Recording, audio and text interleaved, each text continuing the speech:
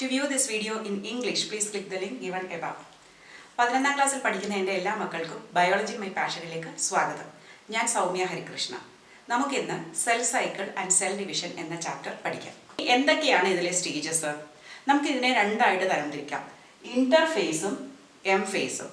അപ്പോൾ ഇന്റർഫേസ് എന്തൊക്കെയാണ് നടക്കുന്നത് നമുക്ക് നോക്കാം. ആദ്യം G1 ഫേസ്, പിന്നെ S ഫേസ്, പിന്നെ G2 ഫേസ്. G എന്ന് ഉദ്ദേശിക്കുന്ന ഗ്യാപ്പ് എന്നാണ്. G1 phase means gap 1 phase. S എന്ന് ഉദ്ദേശിക്കുന്നത് സിന്തസിസ് മീൻസ് ഉണ്ടാക്കുന്നത്. G2 ഫേസ് എന്ന് പറഞ്ഞാൽ ഗ്യാപ്പ് 2 ഫേസ്.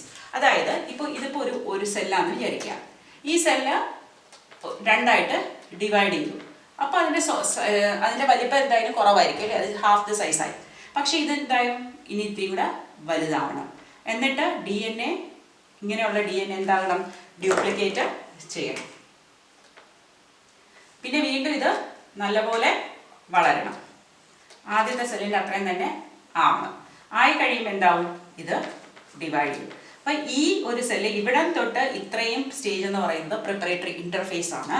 ഈ ഒരു ഡിവിഷൻ സ്റ്റേജിനെയാണ് നമ്മൾ എം ഫേസ് അഥവാ മൈറ്റോട്ടിക് ഫേസ് എന്നതുകൊണ്ട് ഉദ്ദേശിക്കുന്നത്. അപ്പോൾ ഇവിടെ ഇങ്ങനെ ഇതൊരു സൈക്കിളാണ് നമ്മൾ പറഞ്ഞല്ലേ, സെൽ സൈക്കിൾ. അതായത് ഇതിങ്ങനെ കണ്ടിന്യൂസ് ചെയ്യുന്നുണ്ട്. G1 കഴിഞ്ഞ് എസിലോട്ട് വരും, എസ് G2 എം എന്ന് വീണ്ടും G1. അപ്പോൾ എം ഫേസ് അല്ലെങ്കിൽ ഈ ഡിവിഷൻ കഴിഞ്ഞ ഉടനെ, അതായത് ഈ ഒരു സ്റ്റേജിൽ ഇത് ഇമ്മീഡിയറ്റ് ആയിട്ട് എൻറ്റർ ചെയ്യുന്ന ഒരു സ്റ്റേജാണ് എന്ത്, G1 ഫേസ് അഥവാ ഗ്യാപ്പ് 1 ഫേസ്. അതായത് ഒരു സെൽ ഡിവൈഡ് ചെയ്ത് എം ഫേസ് കഴിഞ്ഞിട്ടുള്ള ഫസ്റ്റ് ഗ്യാപ്പാണ്.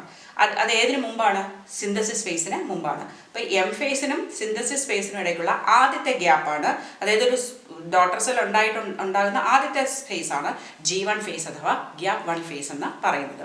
ഇനി ഇവിടെ എന്തൊക്കെയാണ് സംഭവിക്കുന്നത്, സെല്ല് വളരെ ഗ്രോത്ത് ആണ് നടക്കുന്നത്. അതായത് സെല്ലിൻ്റെ സൈസ് കൂടണം അല്ലേ, ചെറിയ സൈസ് ആണ്, അത് വളരണം. അതിൻ്റെ കൂടെ സെല്ല് മെറ്റബോളിക്കലി ആക്റ്റീവാണ്, വളരെ രാസപ്രവർത്തനങ്ങളൊക്കെ അതിനകത്ത് നടക്കുന്നുണ്ട്.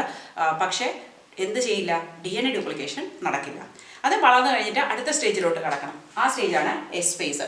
എസ് ഫേസിൻ്റെ സമയത്താണ് DNA കണ്ടന്റ് ഡബിൾ ആകുന്നത്. ആ പ്രോസസ്സിനെ പറയുന്ന പേരാണ് DNA റെപ്ലിക്കേഷൻ. അതിൻ്റെ ഡീറ്റെയിൽസ് നമ്മൾ അടുത്ത വർഷം പഠിക്കും. ഈ DNA ഡ്യൂപ്ലിക്കേറ്റ് ചെയ്ത് എസ് ഫേസ് കഴിഞ്ഞാൽ പിന്നെ അടുത്ത വരുന്ന സ്റ്റേജ്, അതായത് എസ് ഫേസ് കഴിഞ്ഞ് അടുത്ത എം ഫേസിനും ഇടയ്ക്കുള്ളത്. അപ്പം എം ഫേസിനും എസ് ഫേസിനും ഇടയ്ക്ക് ആദ്യം വരുന്നത് G1 ഫേസ്, എസ് ഫേസ് കഴിഞ്ഞിട്ട് അടുത്ത എം ഫേസിന് മുമ്പ് വരുന്നത് G2 ഫേസ്. G2 ഫേസിൽ വരുമ്പോഴേക്കും എന്താ, ഇനി കുറച്ച് ബാക്കി ഫൈനൽ പ്രിപ്പറേഷൻസ് എല്ലാം റെഡി ആയി, എന്നാലും നന്നായിട്ടെല്ലാം ഒന്ന് ഫൈൻ ട്യൂൺ ചെയ്തെടുക്കാനുള്ള സമയം. അതായത് ഇനി ആവശ്യമുള്ള പ്രോട്ടീൻസ് കുറച്ചുകൂടെ ഉണ്ടാക്കാനുണ്ട്, സെല്ല് കുറച്ചുകൂടെ ഒന്ന് വലുതാക്കാനുണ്ട്. ഈ ഉള്ള ഫൈനൽ പ്രിപ്പറേഷൻസ് എല്ലാം നടക്കുന്ന എവിടെയാണ്, നമ്മുടെ G2 ഫേസ്. അതായത് cell growth continuous and proteins are made necessary for the process of cell division. അങ്ങനെ എല്ലാം റെഡിയാക്കി വെച്ച് അടുത്ത ഏത് സ്റ്റേജിലോട്ട് കിടക്കും, നമ്മുടെ എം ഫേസിലേക്ക് കടക്കും.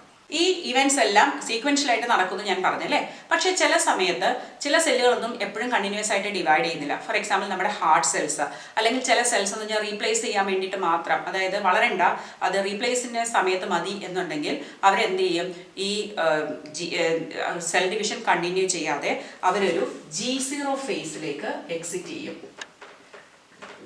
That is called quiescent phase. അവിടെ എന്ന് പറയുമ്പോൾ സെല്ല് ഡിവൈഡ് ചെയ്യാത്ത സെൽ, അതായത് എനിക്കിപ്പോൾ ഉടനെ ഡിവൈഡ് ചെയ്യണമെന്ന് ആഗ്രഹം ഇല്ലാത്ത സെല്ലുകൾ നേരെ G0 ഫേസിലേക്ക് കടക്കും. എന്നിട്ട് അവർ മെറ്റബോളിക്കലി ആക്റ്റീവായിട്ടിരിക്കും. ഓൺലി തിങ് അവർ ഡിവൈഡ് ചെയ്യില്ല. അപ്പോൾ അവർ ആദ്യം വളർന്നു, G1 ഫേസിൽ കയറി, G1 നിന്ന് എക്സിറ്റ് ചെയ്ത് G0 പോകും. ഇനി പിന്നെ എപ്പോഴെങ്കിലും അവർക്ക് ഡിവൈഡ് ചെയ്യണം തോന്നുമ്പോൾ അവർ തിരിച്ച് G1 ഫേസിലോട്ട് വന്നിട്ട് S phase G2 phase continue ചെയ്ത് എം ഫേസിലേക്ക് കടക്കും. അപ്പോൾ എക്സാമ്പിൾ ഹാർട്ട് സെൽസ് ആണ്. നിങ്ങൾ ഈ ലെസൺ വീഡിയോസ് കാണുമ്പോൾ ഉപകാരപ്രദമാണ് തോന്നുന്നതെങ്കിൽ നിങ്ങൾ ഓരോരുത്തരും ഒരാൾക്കെങ്കിലും ഷെയർ ചെയ്യാൻ ശ്രമിക്കുക. അങ്ങനെ കൂടുതൽ ഓഡിയൻസിലോട്ട് റീച്ച് ചെയ്യാൻ എനിക്ക് കഴിയും. നിങ്ങളിത് സബ്സ്ക്രൈബ് ചെയ്തിട്ടില്ലെങ്കിൽ തീർച്ചയായിട്ടും സബ്സ്ക്രൈബ് ചെയ്യുക, ലൈക്ക് ചെയ്യുക. Thank you for watching biology my passion.